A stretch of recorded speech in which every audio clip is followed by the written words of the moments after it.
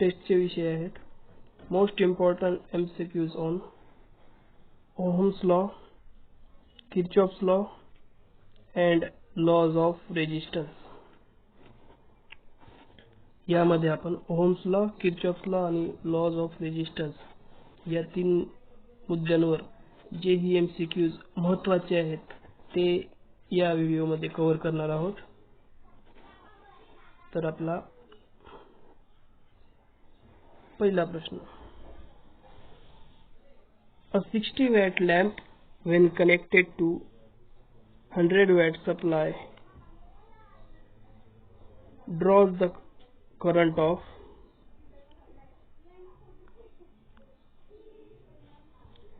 60 watt चा lamp, watt this is power जी आहे ते वॅट मध्ये मोजतात.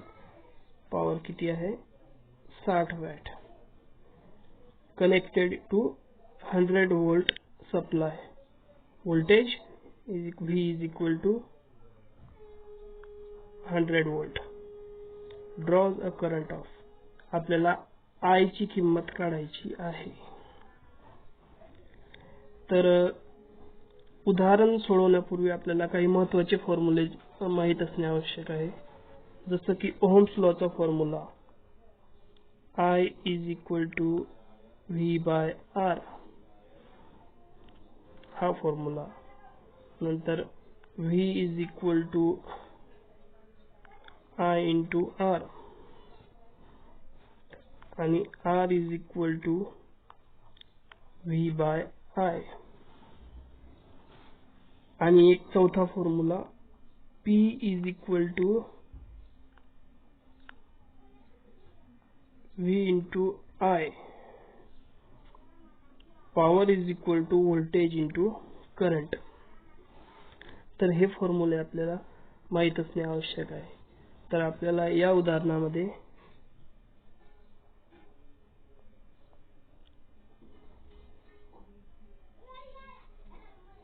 पॉवर दिलेली आहे 60 वॅट, नंतर व्होल्टेज दिलेले आहे 100 वोल्ट. आपल्याला काढायचा आहे करंट काढायचा आहे. त्यासाठी बघा P is equal to V into I. आता आपल्याकडे I नाही, I काढायचा आहे म्हणून I is equal to P upon V is equal to 60 watt upon 100 volt is equal to 0 गेला आणि हे 0 गेलं 6/10 म्हणजेच त्याचं उत्तर येणार आहे 0.6. आपल्याला करंट काढायचा आहे म्हणून त्याचं युनिट एंपियर. ऑप्शन क्रमांक 2, ऑप्शन क्रमांक 2 0.6 एंपियर्स हे बरोबर आहे. देन पुढचा प्रश्न, a conductor has a resistance of 0.25 ohms.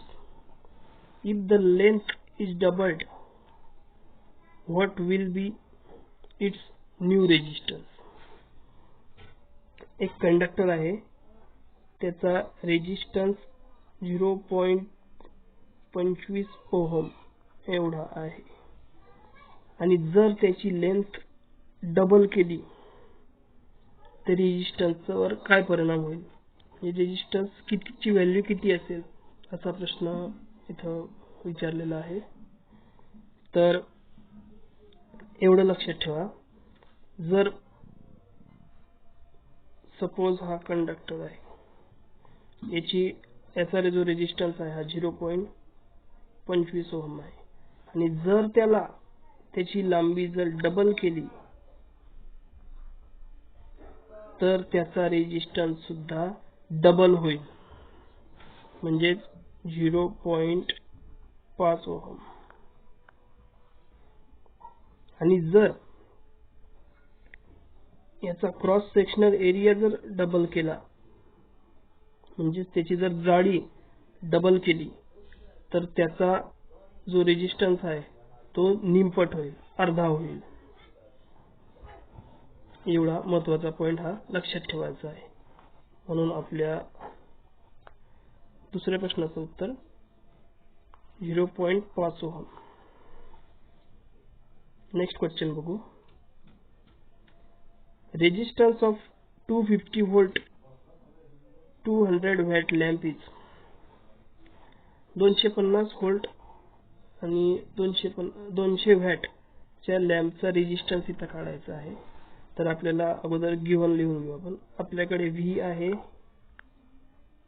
250 volt, नंतर पी आहे power is equal to 200 watt. आपल्याला रेजिस्टन्स काढायचा आहे.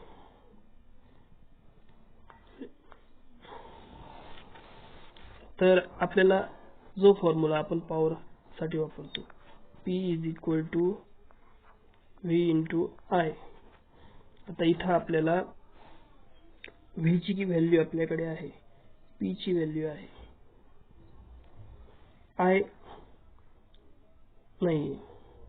तर मग I ला कन्वर्ट करून घ्यायचं. I चा फॉर्म्युला V बाय R. म्हणून हा जो I आहे I च्या ठिकाणी त्याचा ओहम्स लॉ मध्ये जो फॉर्म्युला वापरला जातो तो टाकू. I is equal to V by R.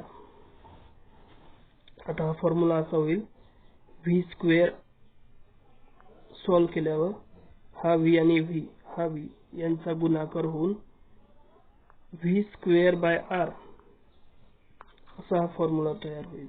P is equal to V square by R.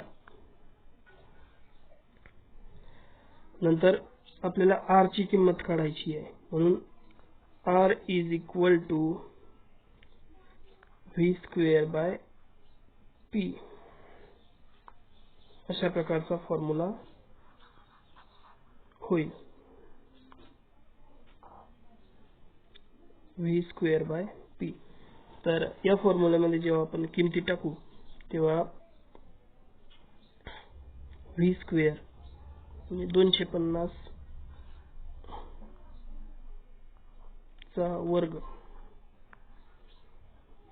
भागिले P पॉवर 200 वॅट. आता आपल्याला माहितीच आहे 25 चा वर्ग 625, 25 चा वर्ग 625 आणि हे नंतरचे 2 शून्य. हा झाला 250 चा वर्ग भागिले 200. हे शून्य गेलं, हे शून्य गेलं, हे शून्य गेलं, हे शून्य गेलं. आपल्याकडे इक्वेशन आहे R इज इक्वल टू 625 भागिले 2, 625 भागिले 2 असं इक्वेशन आहे आपल्याकडे. आणि त्याचं उत्तर जर आपण काढलं तर ते होईल 312.5 ओहम. आपलं ऑप्शन क्रमांक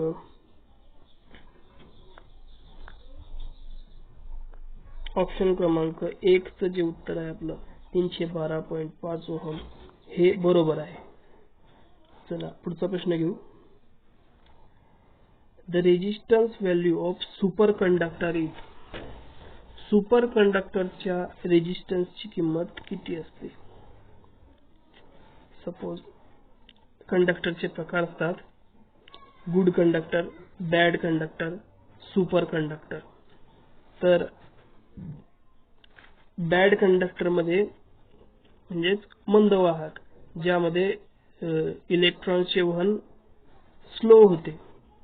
गुड कंडक्टर मध्ये फास्ट होते आणि सुपर कंडक्टर मध्ये without any resistance non stop इलेक्ट्रॉन्सचे वहन होते. म्हणून सुपर कंडक्टरचा जो रेजिस्टन्स आहे हा 0 ओहम एवढा असतो. म्हणून त्याला सुपर कंडक्टर असं म्हणतात. सुपर कंडक्टर मध्ये गोल्ड आणि सिल्वर अशा प्रकारच्या धातूचे तार येत असतात.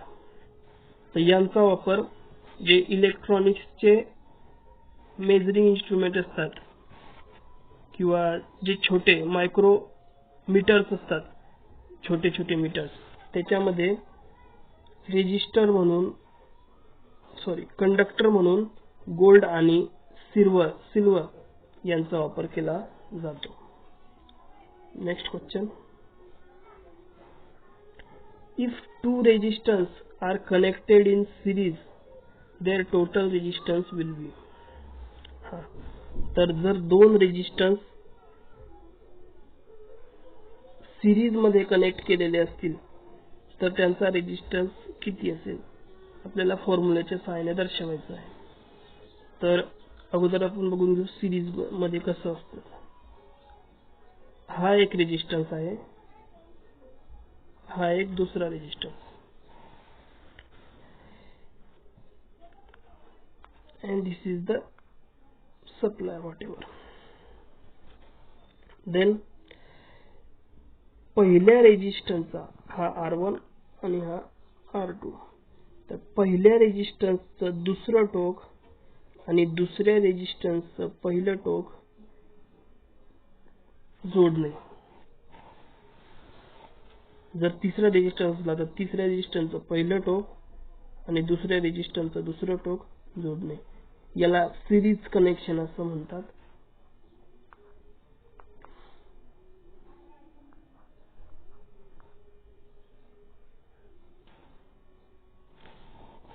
तर सिरीज कनेक्शन मध्ये रेजिस्टन्स जर कनेक्ट केलेले असतील तर त्याचा टोटल रेजिस्टन्स काढण्यासाठी R1 आणि R2 यांची बेरीज करून घ्यायची असते up to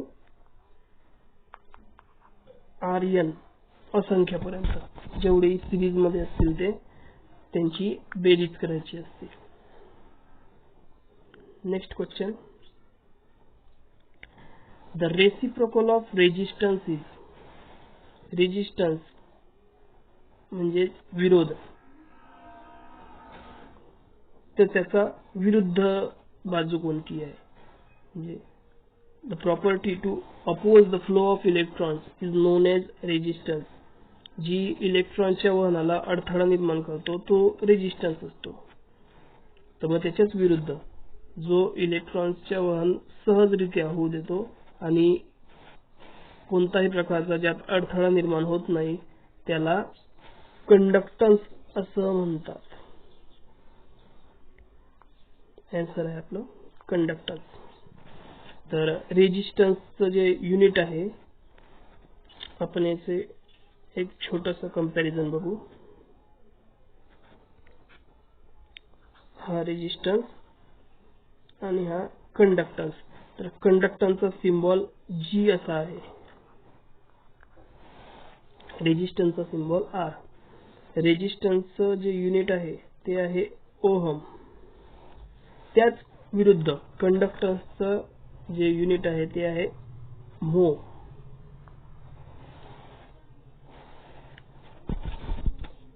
resistance means to oppose the flow of electrons आणि कंडक्टन्स म्हणजे काय, जे इलेक्ट्रॉनच्या प्रवाहाला अडथळा निर्माण करत नाही, सहजरित्या त्यातून इलेक्ट्रॉनचा प्रवाह होतो, इलेक्ट्रिसिटी वाहू शकते, त्याला कंडक्टर्स असे म्हणतात.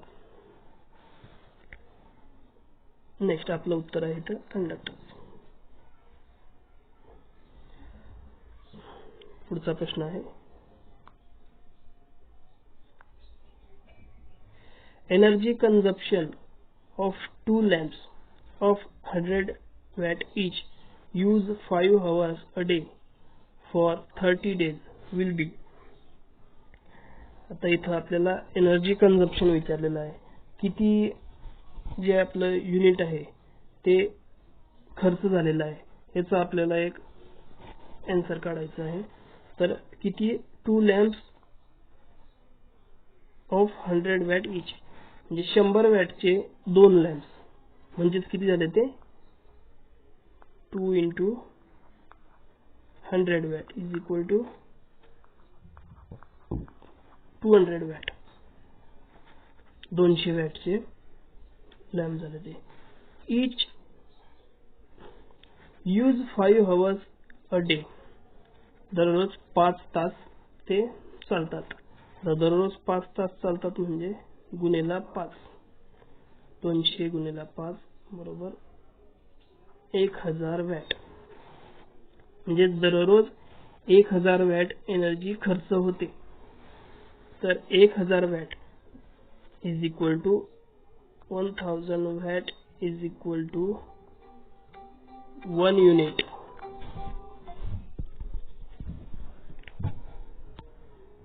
जर 1000 watt is equal to 1 unit आहे, तर त्याचप्रमाणे आपल्याला पुढे विचारलेलं आहे days for 30 days will be, 30 दिवसासाठी किती एनर्जी कन्झम्पशन होईल, म्हणजे किती युनिट्स होतील.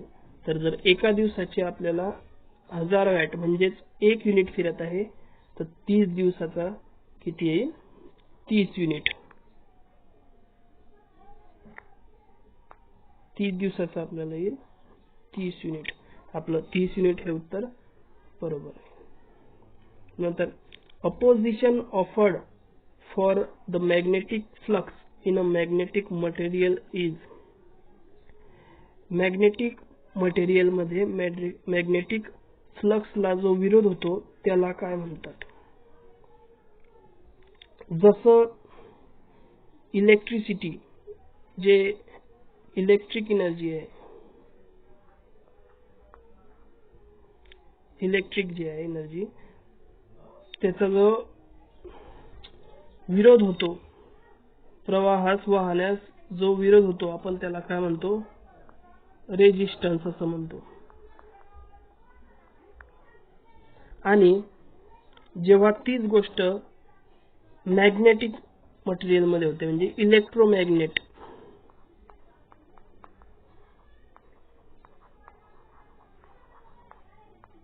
तर अशा वेळेस त्या विरोधाला, मॅग्नेटिक फ्लक्सला होणाऱ्या विरोधाला रिलक्टन्स असं म्हणतात. रिलक्टन्स असं म्हणतात. जसं की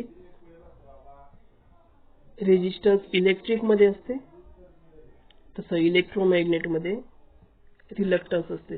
त्याचप्रमाणे जसं आपण इलेक्ट्रिक मध्ये करंट ही संज्ञा वापरतो, म्हणजे करंट फ्लो होतो, तसंच इलेक्ट्रोमॅग्नेट मध्ये मॅग्नेटिक फ्लक्स हे फ्लो होतात.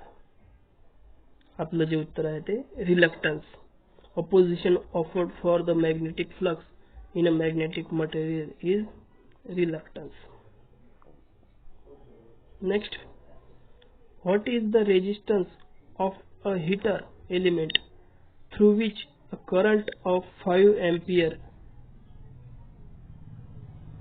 is flowing at a voltage of 220 volts. So आपल्याला प्रश्न अगोदर समजून घ्यायचा आहे. कोणताही प्रश्न सोडवण्या अगोदर त्याला वाचून घ्यायचा असतो. त्यात कोणकोणत्या व्हॅल्यूज दिलेल्या आहेत त्या पुट अप करून घ्यायच्या असतात गिव्हन मध्ये. हीटर एलिमेंट चा रेजिस्टन्स आपल्याला काढायचा आहे. तर करंट काय आहे, करंट म्हणजे I is equal to 5 amps आणि व्होल्टेज दिलेला आहे इथं 220 volts, 220 volts. आपल्याला काढायचा आहे रेजिस्टन्स. तर मी तुम्हाला आता सुरुवातीलाच सांगितलं की ओहम्स लॉचा जो नियम आहे त्याच्यामध्ये हा एक तिसरा फॉर्म्युला आहे, R is equal to V by I. या फॉर्म्युल्याचा वापर करून आपण या प्रश्नाचं उत्तर सोडवू शकतो. तर किमती टाकून V is equal to 220 upon I is equal to 5 amps. जेव्हा आपण याचं उत्तर सोडवू भागाकार करून, तेव्हा त्याचं उत्तर 44 असं येईल. ज्यांना भागाकार करायला प्रॉब्लेम येत असेल त्यांना अजून एक वेळेस सोडवून दाखवतो. 220 डिवायडेड बाय 5 असं आपलं इक्वेशन आलं होतं. 220 डिवायडेड बाय 5.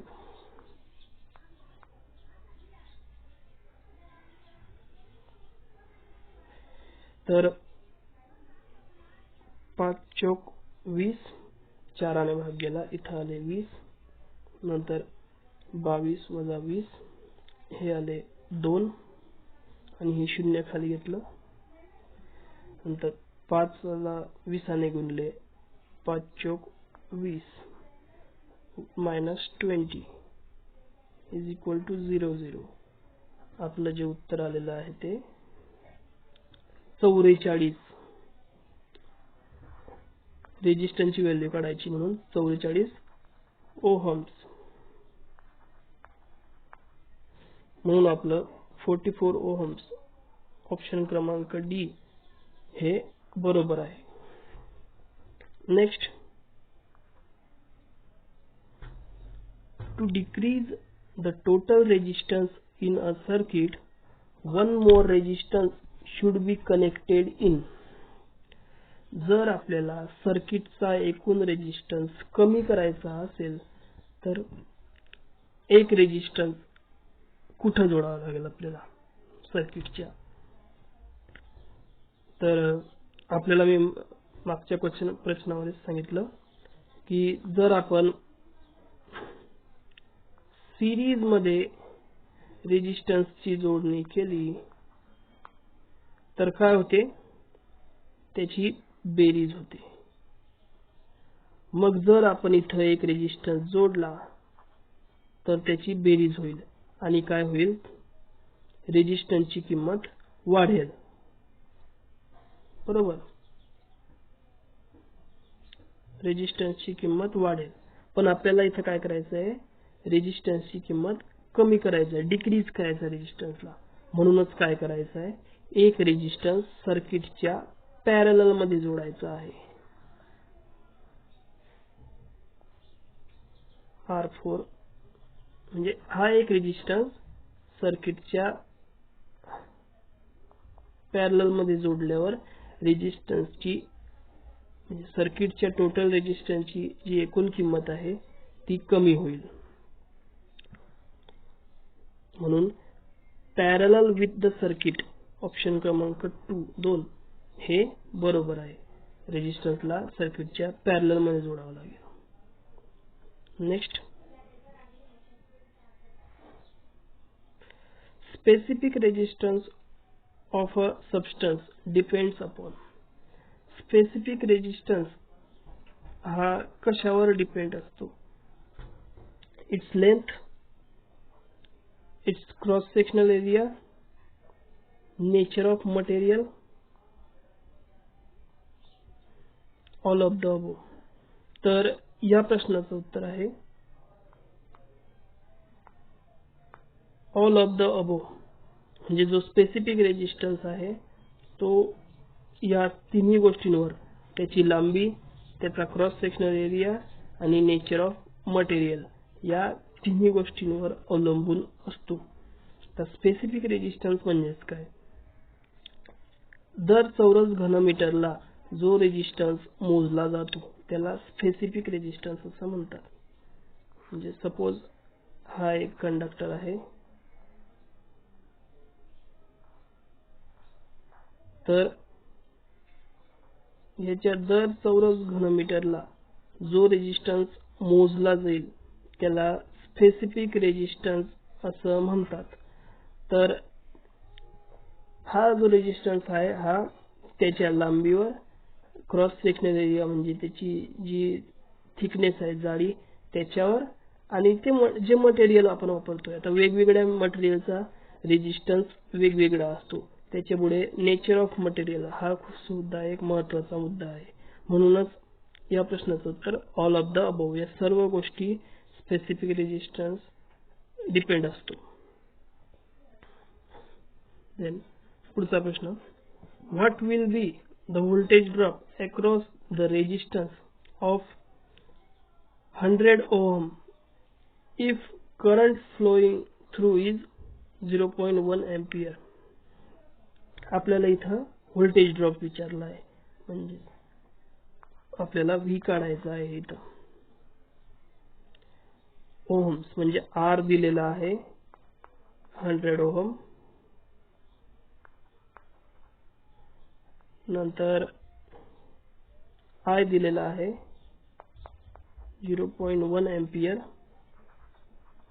हे ओहम आहे, ओहम 100 ओहम. देन आपल्याला V काढायचा आहे. तर ओहम्स लॉचा आपण नियम बघितला, V is equal to I into R. हा ओहम्स लॉच्या नियमाप्रमाणे हा फॉर्म्युला आहे. V is equal to I into R. म्हणून या दोन्ही ज्या आपल्या किमती आहेत त्या फॉर्म्युल्यामध्ये टाकल्या. V is equal to I into R is equal to I है आपला 0.1 इंटू R आहे आपला 100 ओहम. यांचा जेव्हा गुणाकार कराल तेव्हा उत्तर येईल 10 वोल्ट. 10 उत्तर येईल आणि आपल्याला व्होल्टेज काढायचे म्हणून त्याला युनिट येईल वोल्ट. म्हणून 10 वोल्ट हे उत्तर ऑप्शन क्रमांक सी हे बरोबर आहे. चला पुढचा प्रश्न बघूया. According to law, in a closed DC circuit, the current is directly proportional to the voltage and inversely proportional to the resistance when temperature kept constant. तर हा एक बेसिक नियम आहे. आपण 8वी पासून या नियमाचा अभ्यास करत आलेलो आहे. तर या नियमाचं नाव आहे ओहम्स लॉ. ओहम्स लॉ आपला पहिलाच फॉर्म्युला आपण बघितला, I is equal to V by R. या एका फॉर्म्युल्यामध्येच ही पूर्ण जे डेफिनेशन आहे ती आहे. when temperature is constant, current म्हणजेच I, करंट म्हणजेच I is directly proportional to म्हणजे सरळ directly proportional to the voltage and inversely, हा छेदामध्ये R आहे म्हणून inversely proportional to the resistance. असं हा नियम आहे Ohm's law. Next question. If 100 watt lamp connected across 250 volt source, then the current drawn will be. जर 100 वॅटचा लॅम्प 250 व्होल्टच्या व्होल्टेज सप्लायला वर चालत आहे तर किती करंट ड्रॉ होईल. तर आपण अगोदर व्हॅल्यूज घेऊन घेऊ. P is equal to 100 watt, then V is equal to 250 volt. आपल्याला इथं I काढायचा आहे. तर आपल्याला माहितच आहे P is equal to V into I, right. Then आपल्याला I ची किंमत काढायची आहे म्हणून I is equal to P by V is equal to P किती आहे, power 100 watt on voltage 250 volt. This 0 cutted by this 0. 10 भागिले 25, 10 भागिले 25 असं हे इक्वेशन होईल. हे जेव्हा तुम्ही सॉल्व कराल तेव्हा त्याचं उत्तर येईल 0.4 amperes.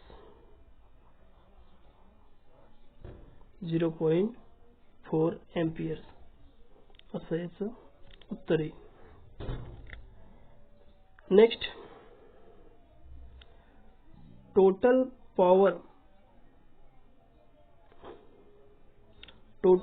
obtained from 3 lamps of 100, 200, 60 watt connected in parallel is 100 watt, 200 watt आणि 60 watt. याची आपल्याला टोटल पॉवर काढायची आहे. तर आपण जेव्हा एनर्जी कन्झम्पशनचं उदाहरण बघितलं तेव्हाच आपण या प्रश्नाचं उत्तर कसं काढायचं ते पण शिकलो. तर त्याचं उत्तर काढण्यासाठी सिंपली या तिघांची बेरीज करून टाकायची. टोटल पॉवर पॅरल कनेक्शन मध्ये काढण्यासाठी पॅरलल सर्किट मध्ये यांची तिन्हीची बेरीज केल्यावर उत्तर किती येईल? 100 plus 200 plus 60 is equal to 360 watt. Then आपला जे पहिला ऑप्शन आहे 360 वॅट हे बरोबर आहे. Then next question, energy consume in 1000 watt lamp for 1 hour is 1000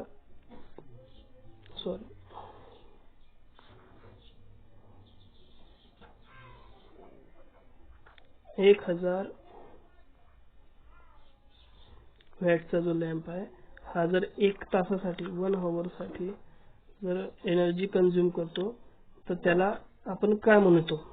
तर त्याला 1 युनिट असे म्हणतात. जर 1000 वॅट एनर्जी 1 तासामध्ये खर्च होते तर त्याला 1 युनिट असं म्हणतात. असं आपलं उत्तर येईल 1 युनिट. आपण अगोदरच्याच एका उदाहरणामध्ये बघितलं, आपण 30 दिवसांचं एनर्जी कन्झम्पशन काढलं होतं. नंतर if two resistance of R1 and R2 are connected in parallel their total resistance will be आपण बघितलं जर 2 रेजिस्टन्स म्हणजे R1 आणि R2 आपण पहिल्या उदाहरणामध्ये बघितलं होतं दोन्ही सिरीज मध्ये होते तर त्याची काय झाली होती? बेरीज झाली होती डायरेक्टली. पण आता काय पॅरलल मध्ये जोडलेले तर त्याचा काय फॉर्म्युला राहील, असं त्याची व्हॅल्यू किती राहील ते आपल्याला सांगायचं आहे. तर फॉर्म्युला थ्रू काढायचं आहे. तर त्याचं उत्तर आहे number 4 R1 into R2 divided by R1 into R2 divided by R1 plus R2. या फॉर्म्युल्याच्या सहाय्याने तुम्ही पॅरलल सर्किट मध्ये टोटल रेजिस्टन्स काढू शकता. पुढचं उदाहरण, resistance between two opposite faces of a unit cube is. आपण याचं उत्तर सुद्धा एका मागच्या क्वेश्चन मध्ये घेतलं की two opposite faces of the unit cube is the resistance. Specific resistance असं म्हणतात. मी सांगितलं दर एकक घनमीटरला जो रेजिस्टन्स मोजला जातो त्याला स्पेसिफिक रेजिस्टन्स असं म्हणतात. आणि हा जो स्पेसिफिक रेजिस्टन्स असतो हा लेंथ नंतर एरिया ऑफ क्रॉस सेक्शन आणि मटेरियल या 3 गोष्टींवर अवलंबून असतो. नंतर पुढचा प्रश्न, for full brightness the lamp should be connected in. Full brightness साठी लॅम्प नेहमी पॅरलल सर्किट मध्ये कनेक्ट केले जातात.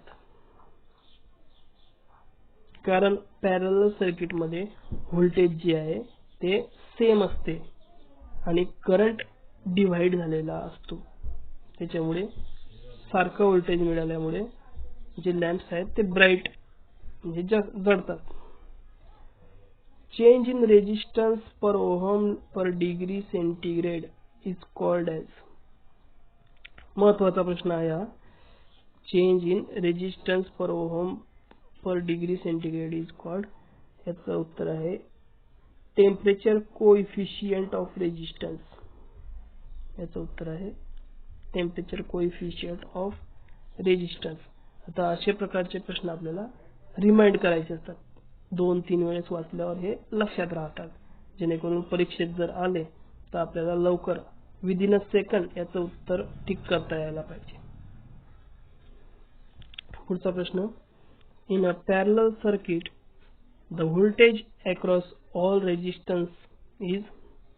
पॅरलल सर्किट मध्ये व्होल्टेज, प्रत्येक रेजिस्टन्स मध्ये व्होल्टेज कसं असते.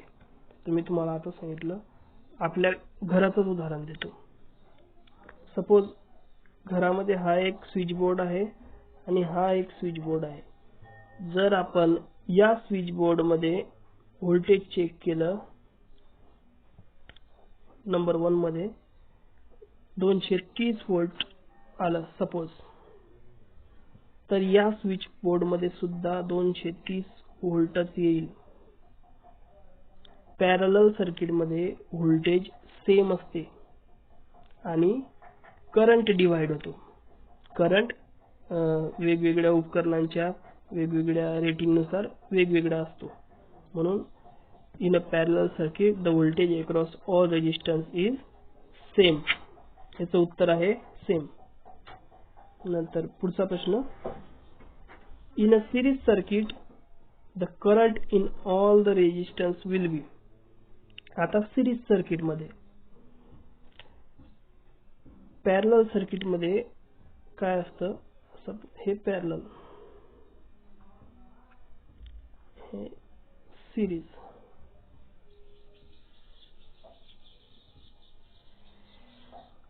पॅरलल मध्ये व्होल्टेज सेम असते आणि करंट डिफरंट असतो. सिरीज मध्ये काय असतं, current same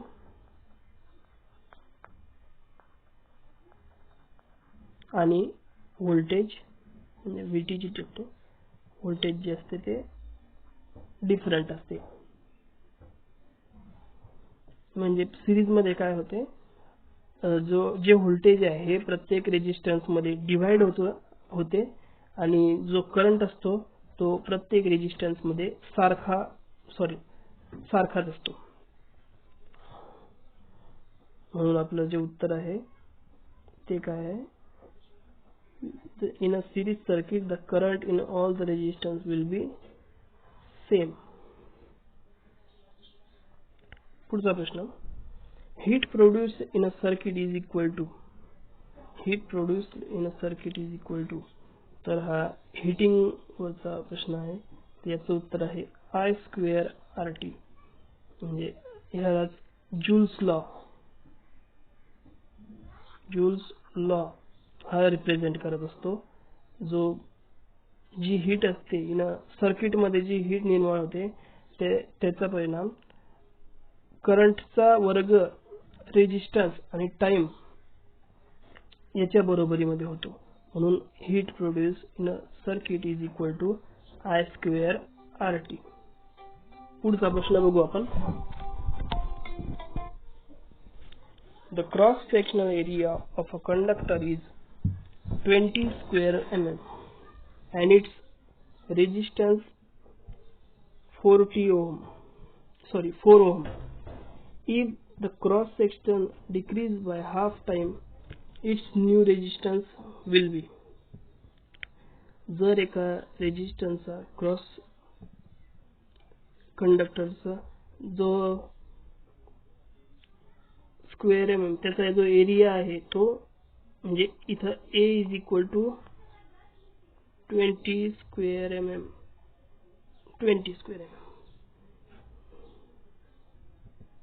Then and its resistance, म्हणजे त्याचा रेजिस्टन्स किती आहे, 4 ohm.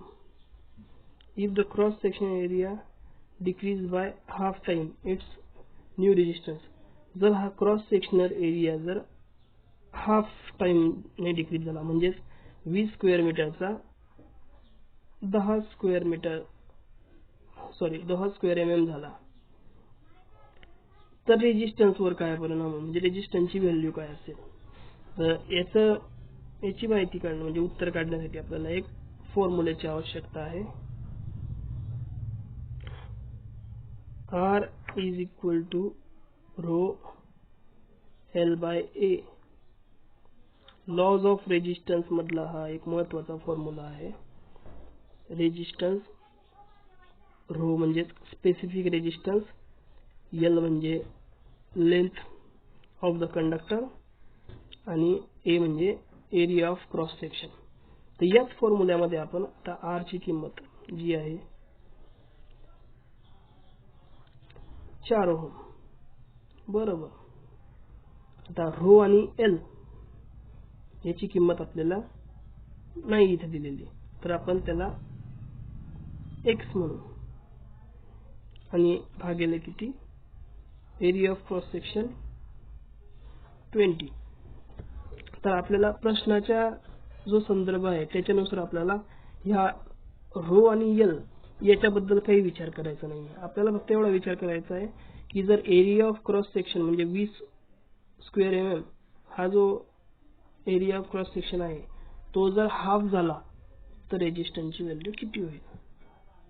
तर हे एक सिंपल गणित आहे. जसं की आपण बघू शकतो, जर याची 20 चे जर हे 10 स्क्वेअर mm झाले तर ऑटोमॅटिक ही जी x ची संख्या आहे ही तर सेमच राहील. म्हणून ही जर अर्धी संख्या झाली तर रेजिस्टन्सची व्हॅल्यू वाढेल आणि ते कितीने वाढेल 2 पटीने म्हणजे गुणेला 2 म्हणजे R is equal to 8 ohm. 8 ohm R ची व्हॅल्यू राहील. ऑप्शन क्रमांक 2 हे जे आहे करेक्ट आहे. पुढचा प्रश्न. In a parallel circuit consisting of 2 ohm, 4 ohm, 9 ohm and 8 ohm, its total resistance will be. आता अशा प्रकारचे जेव्हा उदाहरण येतात की पॅरलल सर्किट मध्ये 4 रेजिस्टन्स जोडलेले आहे तर त्यांचा टोटल रेजिस्टन्स काढायचा आहे. तर त्याचा फॉर्म्युला आहे 1/RT is equal to 1/R1 plus 1/R2 plus 1/R3 plus 1/R4 up to 1/RN. तर इथं आपल्याला 4 रेजिस्टन्स म्हणजे RT आपल्याला RT काढायचा आहे आपल्याला. नंतर त्याचा आपण रेसिप्रोकल घेणार आहोत इनवर्स. तर 1/R1 ची किंमत आहे 2 ओहम प्लस R2 ची किंमत आहे 4 ओहम, R3 ची आहे 9 ओहम म्हणजे R आणि R4 ची किंमत आहे 8 ओहम. तर हे किमती नंतर यांची बेरीज करायची आहे. यांची बेरीज केल्यावर जे उत्तर येईल ते होईल 1/RT असं राहील. आणि ते उत्तर आल्यावर त्याचा रेसिप्रोकल जेव्हा तुम्ही घ्याल, आता कॅल्क्युलेटरवर तुम्ही करून घ्याल तेवढं, त्याचा जेव्हा तुम्ही रेसिप्रोकल घ्याल तेव्हा लेस दॅन 2 ओहम म्हणजे 2 ओहम पेक्षा कमी त्याची किंमत येईल. सध्या व्हिडिओ मोठा होत आहे त्याच्यामुळे मी हे बेरजेचं कॅल्क्युलेशन करत नाहीये, पण अशा प्रकारे हा फॉर्म्युला वापरायचा आहे. अशा प्रकारे ऍडिशन करायची आहे आणि जे उत्तर येईल त्याला उलट करायचं म्हणजे 1/RT येतं, इथं RT होईल आणि सपोज इथं 1/2 आहे तर 2/1 होईल. असं रेसिप्रोकल होईल त्याचा उलटा. तर तुम्ही ते वेळेच्या अभावी मी इथं सॉल्व्ह करू शकत नाही, खूप लांब गणित जाईल ते, म्हणून तुम्ही ते सोडवून घ्यायचं. बेरजेचं सुधारण आहे.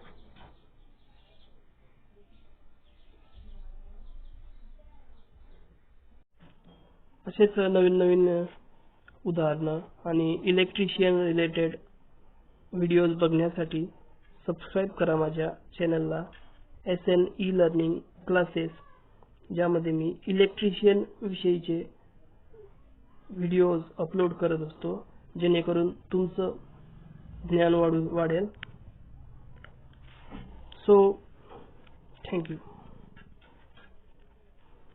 नंतर अजून एक गोष्ट राहिली सांगायची की ही जी मॉक टेस्ट आहे, मॉक टेस्ट ही मी स्वतः तयार केलेली आहे आणि हिची लिंक मी डिस्क्रिप्शन मध्ये देत आहे, जी तुम्ही सॉल्व करू शकता आणि तुमचा स्कोर मला कमेंट मध्ये कळवा. थँक्यू.